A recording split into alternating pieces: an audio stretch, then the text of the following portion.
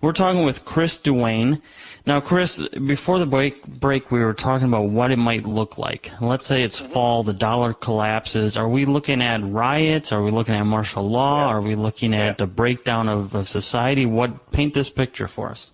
Yeah, I think that you're going to see the country divided into two separate areas, and I think it's quite easy for people to see that in being in an urban area during an economic collapse, where food and fuel stop getting transported because there is no, that there is no currency to exchange, and that all these markets are going to collapse, and most of the jobs are related to some sort of paper shuffling.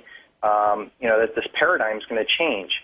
And that urban areas are going to be the absolute worst place to be. I mean, we could look back to Katrina and see how when people have that slave mentality of that input-output disorder or believe into a paradigm or in a paradigm where they are relying upon a collective to take care of them, when the collective system ends, they're completely helpless. And that they are going to go through the anger phase, and that the worst in humanity is going to come out in these urban areas. So I strongly recommend people get out of the urban area now. I don't care if you live in the Upper West Side of Manhattan, or in Southern California. I think Southern California is going to be an absolute mess because here you got 20 million people packed into an area that does not have a lot of water, food, huge amount of racial diversity, economic diversity, and unfortunately, when things go bad, people tend to blame each other. We saw from the LA riots. But that's going to burn out. You're going to see, 3, 6 months, a year of, really bad things going on in urban areas.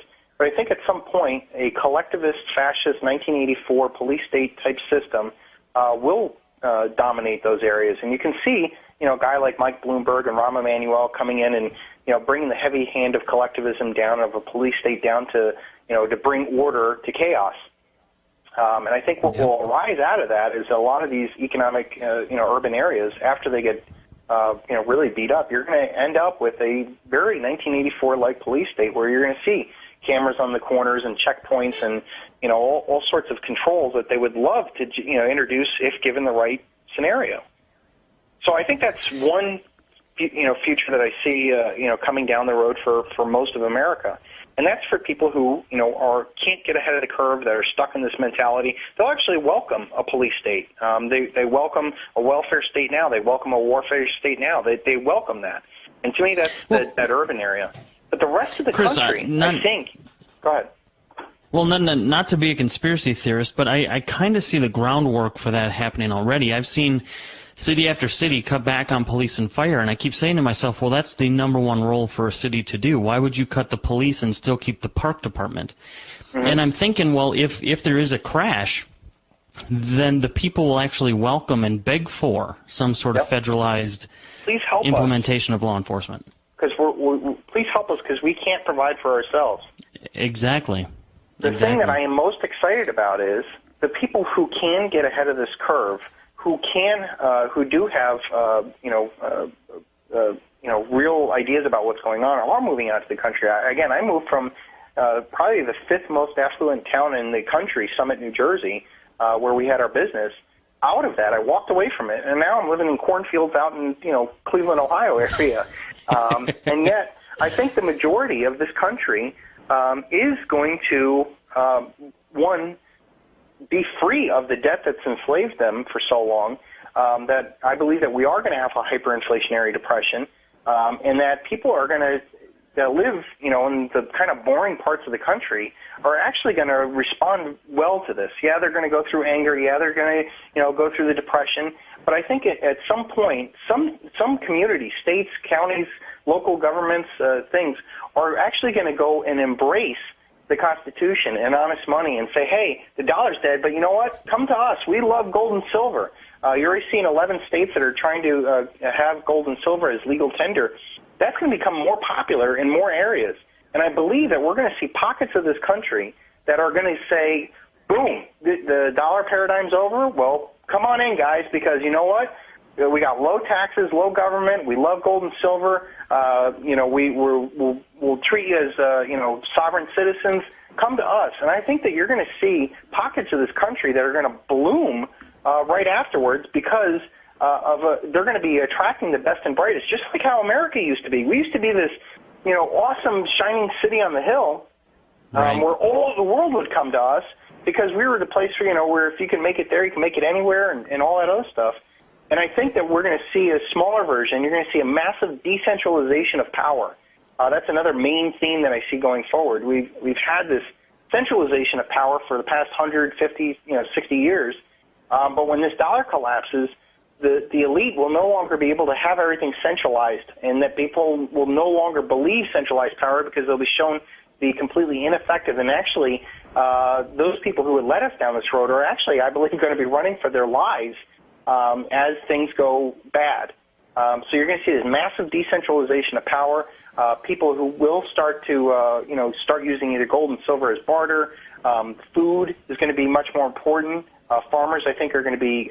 This is another great theory, another great thing. So, and I'm sorry to talk so fast, but I feel like I got so much on my mind. I know these breaks go by so fast. Just as much as paper wealth is not going to be valued and real tangible wealth is, like gold and silver, the same thing that humanity is going to value jobs and, skills.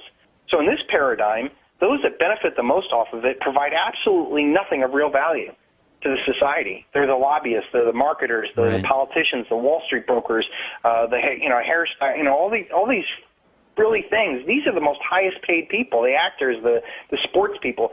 Those are the ones that are benefiting the most off of this debt paradigm. And yet in this paradigm, the people who actually do stuff that are real value are not valued at all.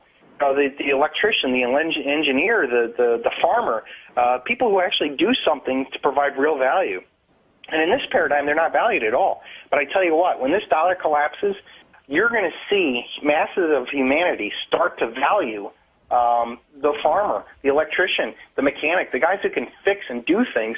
They are going to be the new rock stars. They are going to be the new celebrities in their areas, and they are going to be the ones with the skills that they're going to benefit the most off of. So when I suggest to people, get your wealth out of this paradigm and get it ready for the next paradigm, get ahead of the curve. Same goes with your job, because most of us had jobs that are just not going to be around anymore. I mean, I was a car dealer. I was an internet, operations manager. Those jobs aren't going to exist anymore. And people who can do real things will become more valuable. So start doing things now that can help people, that provide real value to people. Even if it's, doing what me and you were doing. Education is going to be more valuable because all of humanity is going to want to wake up and understand what had happened.